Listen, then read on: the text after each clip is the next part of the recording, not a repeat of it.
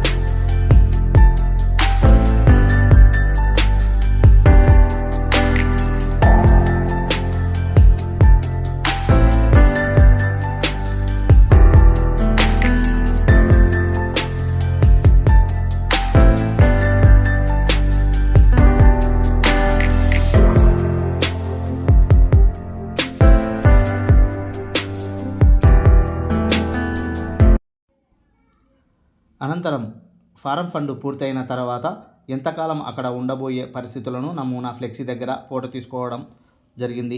తదనంతరం పంట సంజీవిని ప్రపంచ నీటి దినోత్సవం సందర్భంగా ఉపాధి హామీ నిధులతో రాష్ట్ర వ్యాప్తంగా 1.55 ఫారం ఫండ్ల నిర్మాణాలు జరుగుతున్నట్టు తెలిపారు.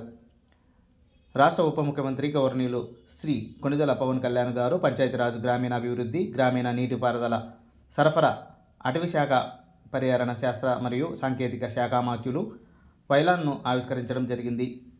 Principal secretary Shashibhushan Kumar, Panchayati Raj commissioner Krishnateja, జిల్లా కలెక్టర్ పి రంజిత్ భాష ఉన్నారు.